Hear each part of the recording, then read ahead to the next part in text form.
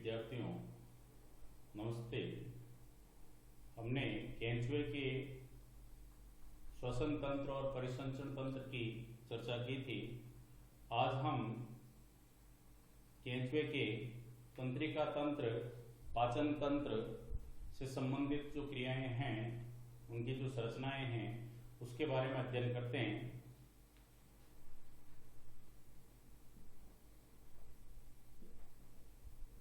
तंत्रिका तंत्र केंचुए में जो पाया जाने वाला तंत्रिका तंत्र है, केंचुए में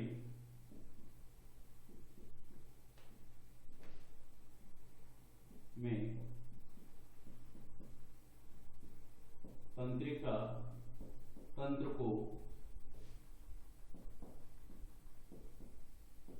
तीन भागों में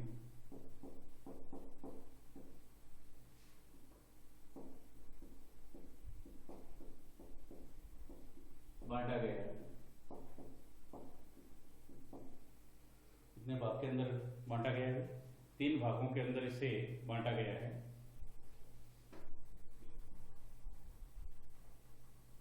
केंद्रीय तंत्रिका तंत्र। केंद्रीय तंत्रिका तंत्र के अंतर्गत जो केंद्रीय तंत्रिका तंत्र भाग है, इसका निर्माण अग्र तंत्रिका वलय, अग्र तंत्रिका वलय व अधर तंत्रिका रज्जु मिलकर निर्माण करते हैं। यानी जो अग्र तंत्रिका वलय है, ये जो भाग है, एक वलय या रिंग रूपी संरचना होती है और अधर सतह पर तंत्रिका रज्जु, ये पूर्ण दोनों भाग मिलकर के जिस रचना को बनाते हैं, वह रचना किसके रूप में पहचानी जाती है? उस रचना को हम मूल रूप से तंत्रिका रज्जु के रूप में जानते हैं। यह तंत्रिका रज्जु रूपी भाग है। इसके पश्चात परिधीय तंत्रिका तंत्र, अगला जो भाग है, परिधीय तंत्रिका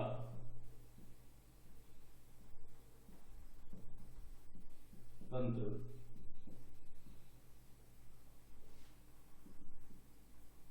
तंत्रिका वलय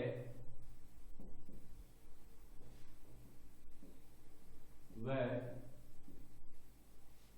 अधर तंत्रिका रज्जु के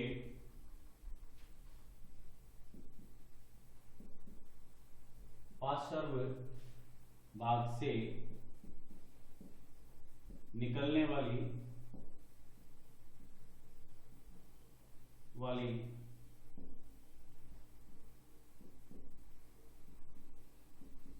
तंत्रिकाएं, पार्श्व भाग से निकलने वाली जो तंत्रिकाएं हैं, वह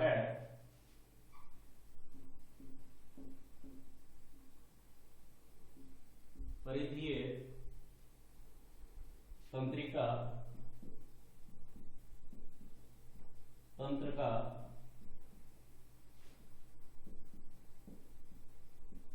निर्माण करती है। इनसे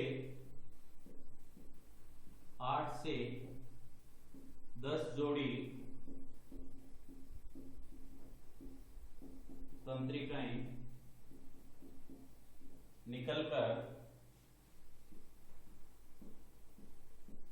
ये जो तंत्रिका तंत्र है, इनसे 8 से 10 जोड़ी तंत्रिकाएं निकल करके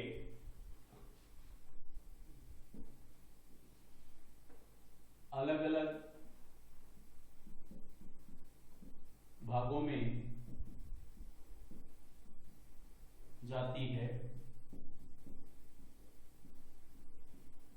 जो अलग अलग भाग है उनमें ये संचरित होती है।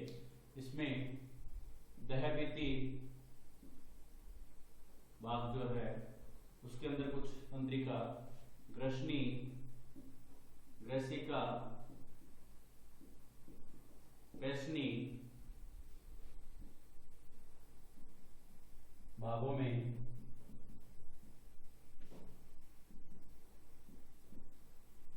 तंत्रिकाएं फैली होती है।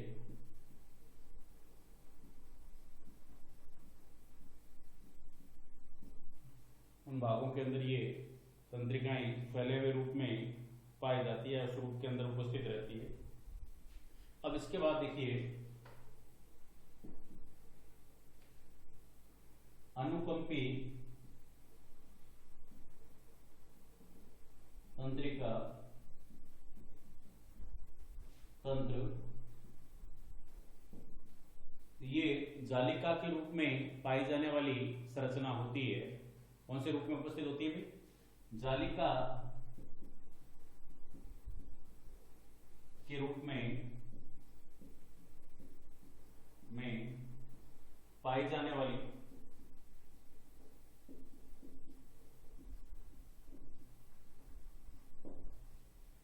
तंत्रिकाएं जो मांसपेशियों तथा आहार नाल में पुंज के रूप में पाई जाती है ना। ये आहार नाल वगैरह में या मांसपेशियां जो होती है उसमें फैली होती है या उसमें पाई जाती है। तो ये सारा भाग जो है ये किससे संबंधित है? ये इसके तंत्रिका तंत्र भाग से रिलेटेड है, तंत्रिका तंत्र से संबंधित है। अगला जो भाग हम लेते हैं वो है जनन तंत्र।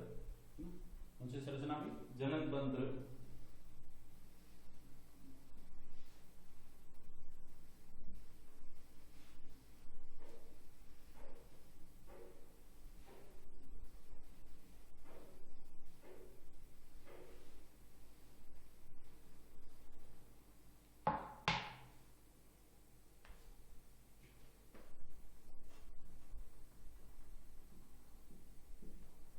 जनन तंत्र, रिप्रोडक्टिव सिस्टम जो है, तो केंचुए उभयलिंगी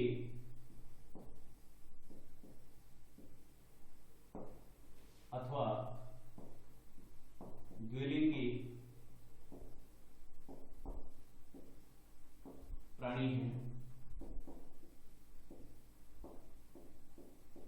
क्या भी केंचुए जो हैं वो उभयलिंगी या द्विलिंगी प्राणी के रूप में पाए जाते हैं या उस रूप में उपस्थित रहते हैं। द्विलिंगी और उभयलिंगी होते हुए भी इसके अंदर जो है लैंगिक जनन पाया जाता है। यह उभयलिंगी होते हुए भी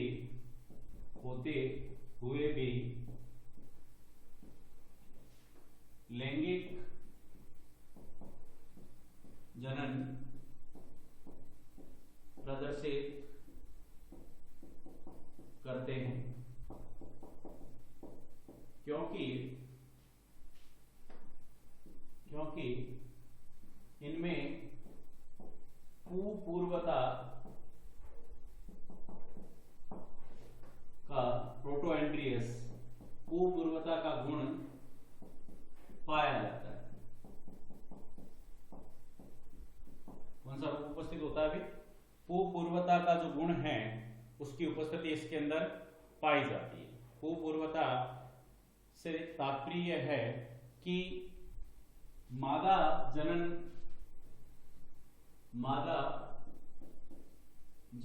तंत्र के द्वारा मादा जनन तंत्र से मादा युग्मक बनते हैं। इससे पहले इससे पहले नर जनन तंत्र द्वारा नर जनन तंत्र द्वारा नर युग्मकों का निर्माण हो जाता है।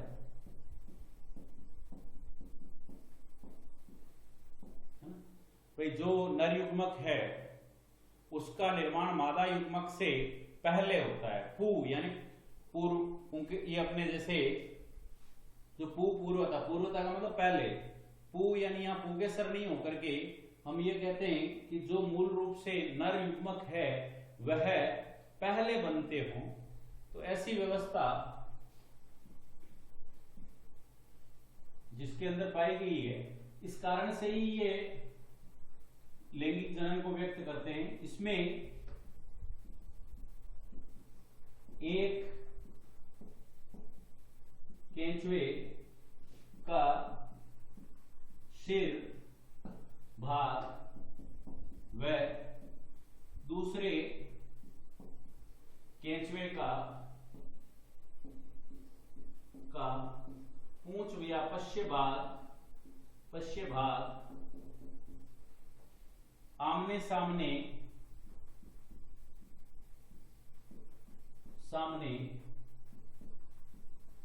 होता है।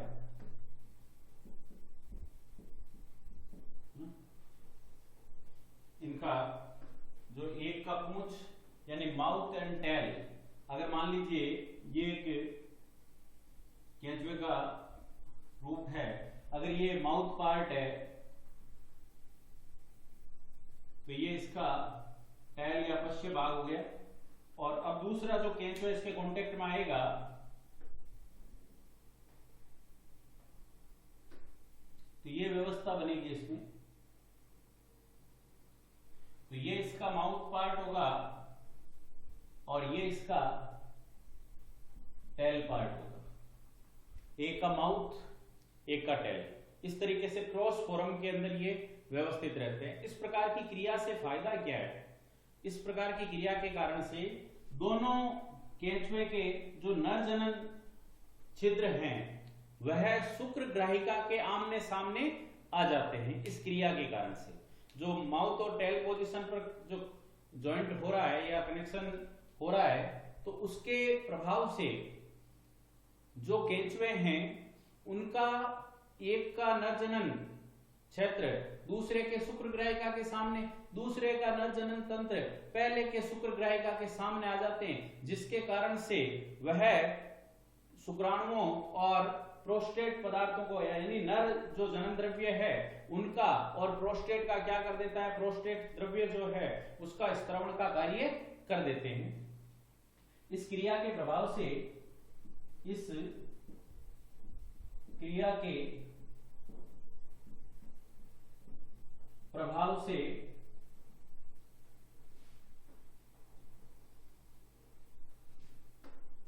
दोनों केंचुए के नर जनन छिद्र, जो दोनों केंचुए हैं उन दोनों केंचुए के नर जनन छिद्र शुक्र ग्राहिका में खुलते हैं। क्या होता है? शुक्र ग्राहिका के अंदर खुलते हैं, जिसके कारण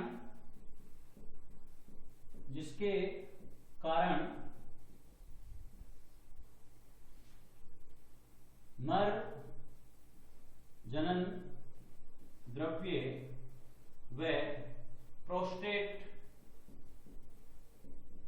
ग्रंथि से स्रावित तरल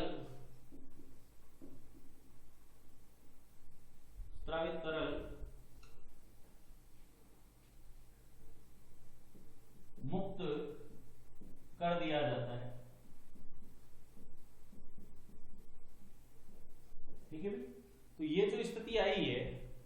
अंदर जो ये क्रिया हुई है उसके कारण से दोनों का जनन द्रव्य आपस में स्थानांतरित हो जाता है, उसके पश्चात ये अलग हो जाते हैं और उसके बाद आगे की जो प्रक्रिया है वो संपादित होगी। अब हम ये देखें जो नर जनन तंत्र है उसमें कौन कौन सी संरचनाएं भाग है और मादा जनन तंत्र है उसमें कौन सी संरचनाएं हैं।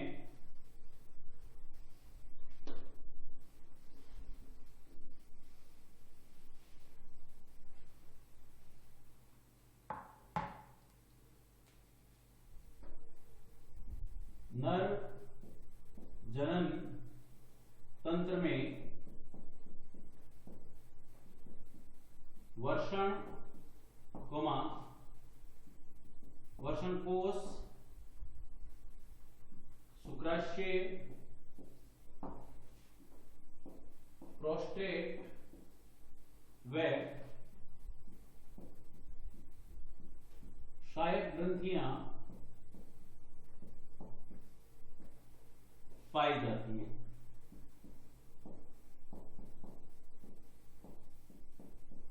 चौथा भी नर जनन तंत्र भाग के अंतर्गत इस प्रकार की संरचनाओं की क्या मिलती है, उपस्थिति मिलेगी, जबकि मादा जनन तंत्र में जो मादा जनन तंत्र है में अंडाशय, अंडवाहिनी कीट के अंडवाहिनी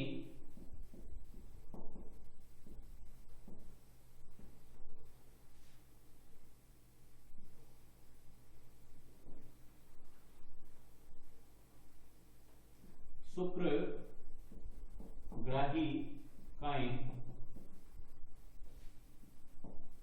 व शायक ग्रंथियों की उपस्थिति पाई जाती है।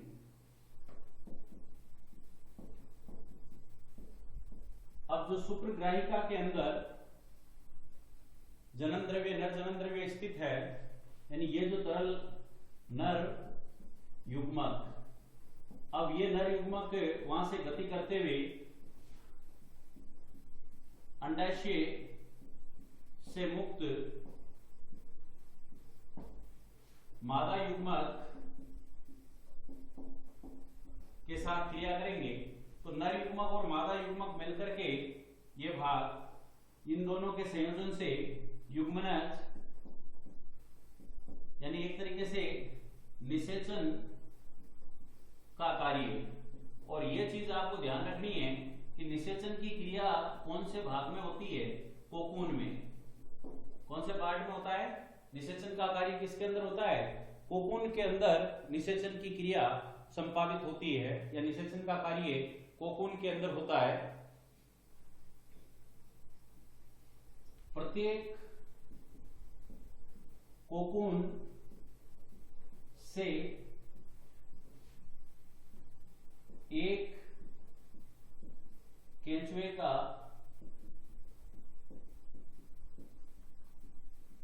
निर्माण होता है। तो प्रत्येक कोकून है, उस प्रत्येक कोकून से क्या होता है भाई, एक केंचुए का निर्माण कार्य होता है या एक केंचुआ उससे बनता है। कोकून का निर्माण क्लाइटेलम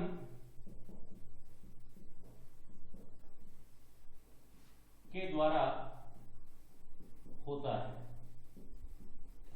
यानी ये जो क्रिया है वर्षा ऋतु के समय इस प्रकार का कार्य होता है और जिसके कारण से अधिक संख्या में केंचुओं का निर्माण होता है और ये पूर्ण प्रक्रम उसके जनन तंत्र से संबंधित माना जाता है। अगले सिस्टम के अंतर्गत हम बात करते हैं उसके पाचन तंत्र से संबंधित, डाइजेस्टिव सिस्टम।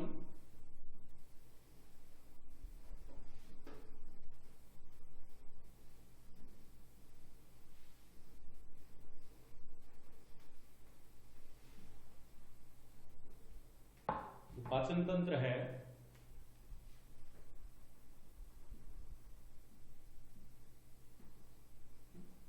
केंचुए में जो पाचन तंत्र है, ये आहार नाल जो होती है वो पूर्ण प्रकार की और सीधी होती है। पूर्ण आहार नाल व सीधी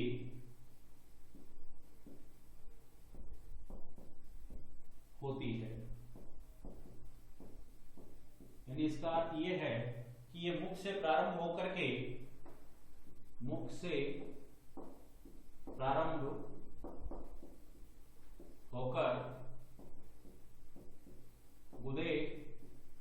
गुदा तक फैली होती है। अब इसके अंदर जो अलग अलग अंग हैं उसमें हम सबसे पहले बात करते हैं मुख, जिसको आप पेरिस्टोमियम के रूप में पहचानते हैं। पेरिस्टोमियम ये अर्धचंद्राकार प्रथम खंड में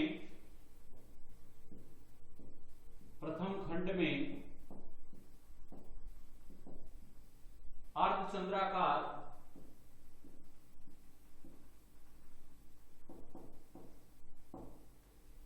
अधर सतह पर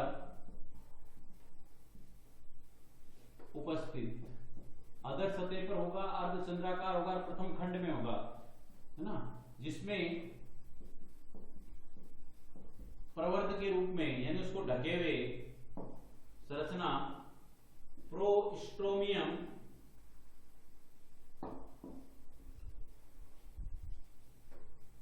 पाया जाता है। यानी इस मुख को कवर करने वाला जो भाग है वो प्रोस्ट्रोमियम के रूप की संरचना इस कैटेगरी के अंतर्गत आती है। प्रोस्ट्रोमियम रूप की रचना का भाग। क्लियर? अब देखिए मुख जो भाग है ये आगे मुख गुहा में खुलता है। कौन से भाग में खुलता है? अभी मुख जो है वो मुख गुहा के अंदर ओपन होता है। प्रथम खंड से तीसरे खंड तक, प्रथम खंड से तीसरे खंड तक, और इसमें पेशीय वलन रूपी संरचनाएं जो है मांसल संरचनाओं की जो अनुदैर्ध्य रूप के हो सकते हैं, अनुदैर्ध्य वलनों की उपस्थिति।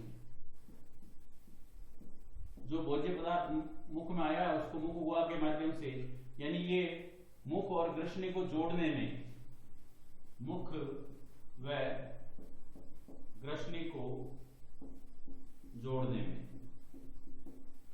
सहायक होगा। इसके माध्यम से इसका संयोजन बनता है। फिर अगला जो भाग है वो है ग्रसनी। ये चौथे खंड के अंदर पाई जाती है। चौथे खंड में पाई जाती है, फोर्थ खंड के अंदर। यह भोजन को मुख से आमाशय तक या आंत्र तक, आमाशय तक ग्रसिका के माध्यम से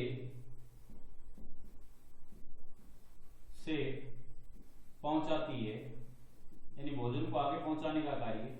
इसमें संयोजी ऊतकों व पेशीय ऊतकों से बनी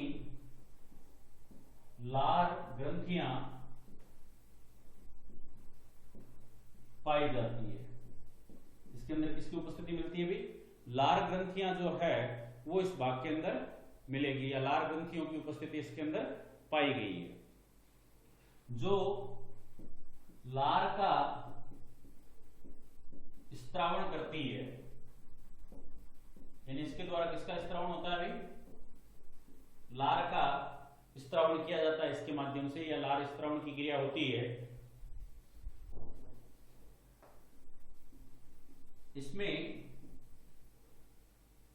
प्रोटीन व अन्य भोज्य पदार्थों का जल अपघटन करने वाले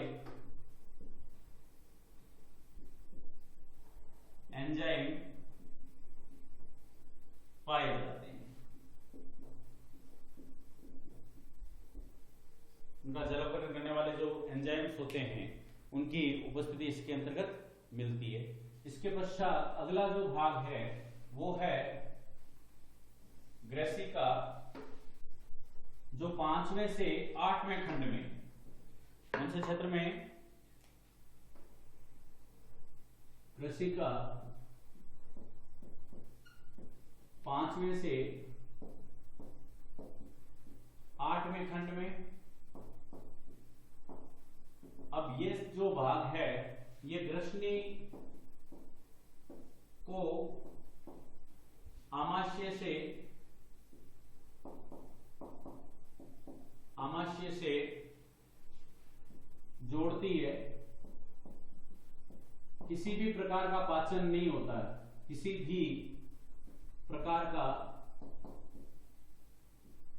पाचन नहीं, यानी इसमें किसी भी प्रकार के पाचन की क्रिया नहीं होगी। फिर आता है पेशनी भाग। ये 8वें खंड में, यानी ये 5वें से 7वें तक का है। 8वें खंड में बल्बनुमा संरचना में, कौन से रूप में? बल्बनुमा। यह भोजन को पीसने का कार्य करती है। जो भोजन है उस भोजन को इसके अंदर दांतेदार आरीदार जो संरचना वाले 8 दांत रूपी संरचनाएं इसके अंदर इस भाग में मिलती है। दांतेदार संरचनाओं की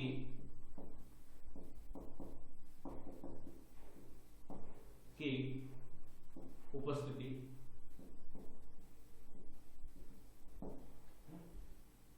इसके पश्चात आमाशय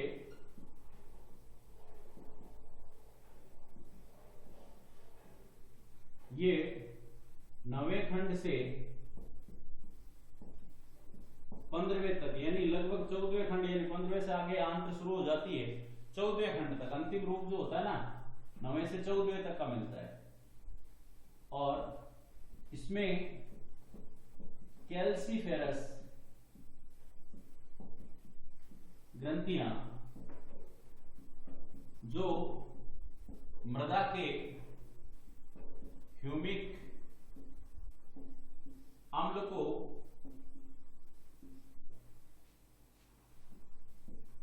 उदासीन बनाने का कार्य करती है।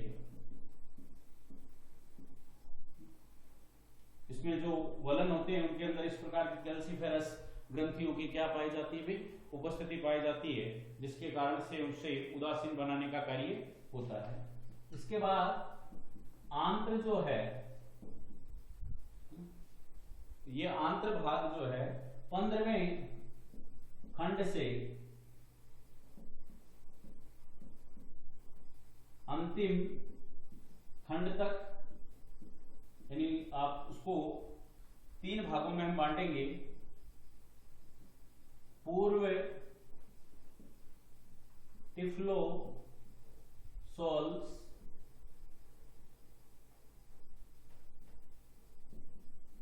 यानी ये भाग जो है पूर्व टिफ्लोसोल्स, जो टिफ्लोसोल्स रचना है उससे पहले 15वें खंड से 26वें खंड तक, कौन से भाग तक? 15वें से 26वें खंड तक ये रचना पाई जाती है टिफ्लोसोल। और उसमें दो प्रवर्ध निकलते हैं जिसे आंतरशिक्का कहते हैं, दो प्रवर्ध नुमा संरचना जिसे आंतरशिक्का कहते हैं। अगर जैसे आप देखो ये आमाशय का भाग है, इसके बाद ये आंत भाग शुरू हो रही है, तो ये जो संरचना है ये 15वें खंड से लेकर के 26वें खंड तक का भाग। अब ये रचना है टिफ्लोसोल, तो ये टिफ्लोसोल से पहले का भाग है, इसलिए नाम रख दिया पूर्व टिफ्लोसोल्स। ये भाग उसके पहले का पार्ट है और पहले का भाग होने के कारण से इसका नाम जो रखा है वो पूर्व टिफ्लोसोल्स के रूप में रखा गया है। अब इसके अंदर ये 26वें खंड से लेकर के 23वें खंड तक फैला हुआ है, यानी पीछे से आप वापस ऊपर आओ तो ये यहां से लेकर के यहां तक फैला हुआ है ना, तो ये 23वें 22वें 23वें खंड तक टिफ्लोसोल्स पाए जाते हैं। यानी 22वें या 23वें खंड तक पहले में पाचन संबंधी कार्य करेंगे और इनका जो आगे का भाग है यानी ये अंधनाल के रूप में, अंधनाल संरचना, कौन सा भाग है भाई? अंधनाल संरचना, जिसके आगे का भाग बंद नलिका के रूप में पाया गया। फिर है टिफ्लोसोल,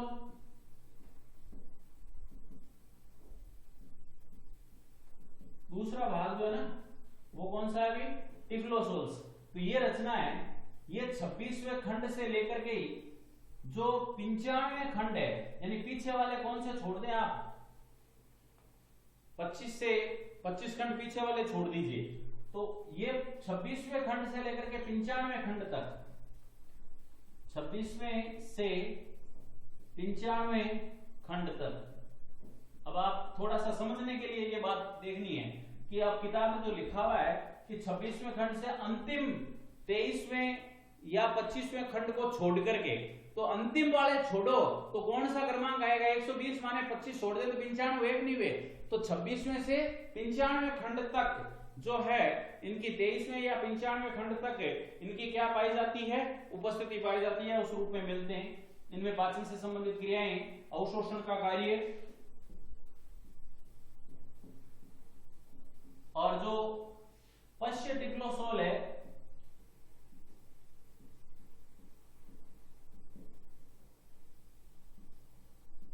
ये अंतिम खंडों में, यानी जो लास्ट वाले 96वें से लेकर के उन भागों के अंदर उनकी उपस्थिति मिलेगी। इसके पश्चात मलाशय संरचना मिलती है। कौन सा भाग पाया गया अभी? मलाशय, जहां अपचित भोज्य पदार्थ का